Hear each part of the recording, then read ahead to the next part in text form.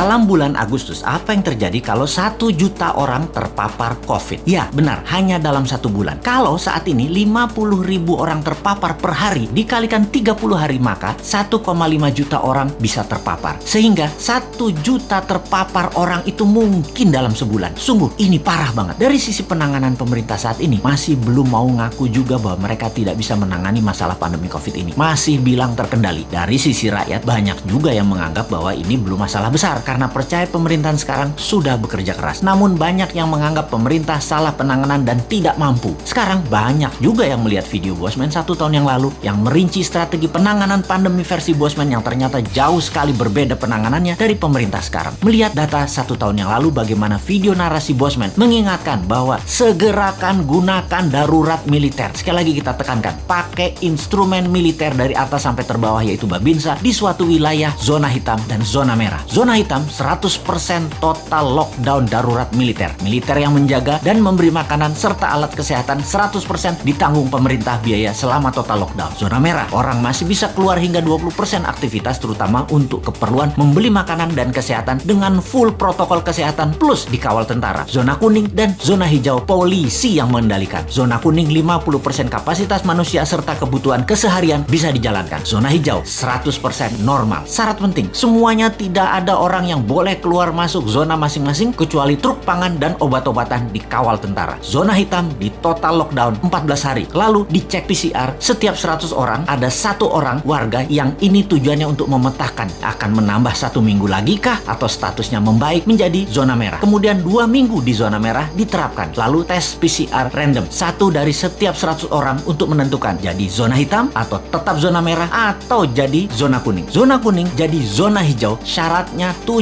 hari berturut-turut tidak ada yang terpapar. Fokus penyembuhan adalah memperluas zona hijau, mengepung zona kuning, mengepung zona merah, dan terakhir mengisolir zona hitam. Fokus tenaga kesehatan dan tim medis dokter diawali di zona hitam. Fokus tim penyehatan, vitamin, dan vaksin diawali di zona kuning, ke zona merah, ke zona hitam. Baru terakhir di zona hijau. Percayalah, saat ini zona hijau masih 70% wilayah Indonesia. Makanya kalau sama Newmind kan selesainya cepet masalah COVID. Dari tahun lalu informasi ini sudah kita berikan. Sudah, sini kasih aja kaum Newmind yang kelola. Total 100% gantiin ya. Jangan cuma gantiin 1-2 orang pejabat doang.